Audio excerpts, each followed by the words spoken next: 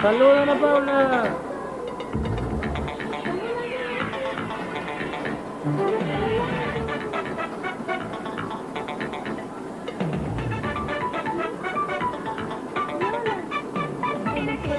Del mapa de la América Latina ha llegado de muy lejos, puede ser que de la China, puede ser que de Katanga o del Tíbet o del Congo, más lo cierto de esta historia es que han visto un alibombo. Alibombo, Adiós. alibombo, bomba, alibombo, bombero, Ay, soy bomba.